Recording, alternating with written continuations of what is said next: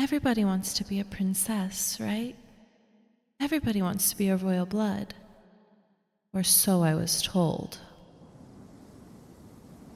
A young girl sat in her tower in the castle she called home, patiently awaiting her parents' return as she kept herself entertained with the family cat, Fang.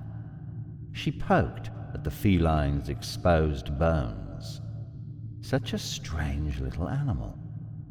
The girl lives in the underworld, so she was no stranger to the myriad of peculiar creatures roaming around. However, this cat was different. She always felt like it could understand her. She sighed and made her way back to the large window overlooking the forest surrounding the castle underneath. The booming and crashing of the storm outside had left Fang unusually restless. He scurried away, leaving her alone once again. She had grown accustomed to the loneliness, as not even the servants kept her company. They were strictly forbidden to even make eye contact with the girl. Her eyes were closing, and she began to slowly drift into a slumber.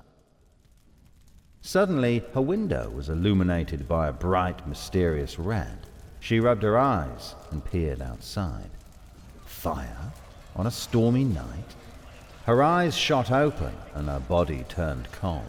Frozen, she could not look away from the scene she was witnessing below. Demons upon demons began flooding the borders of her parents' castle. She tried to calm herself. Her parents were powerful. The girl's father was a ruler in the underworld after all, and she truly believed this would be no problem. Suddenly, a servant stormed into her room. "You must leave now, princess." But my things... "Run!" And so the girl ran through the yells and the noises of slicing flesh. Suddenly, she heard a familiar meow. Fang?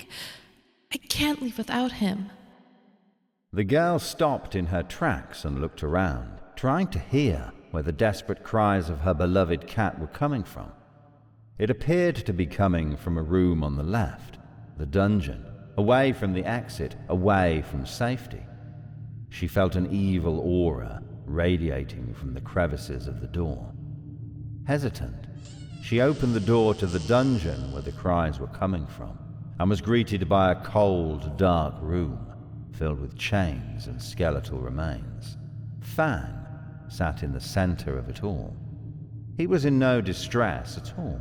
In fact, she could have sworn she felt a hint of smirk appear on his skeletal face. Fang? "I can help you." A voice, drenched in sin and hunger, spoke in her head. It was Fang. "Will you accept?" Her body moved on her own as she reached her hand out to Fang. "Are you ready to surrender yourself to the darkness, Nekrolina?"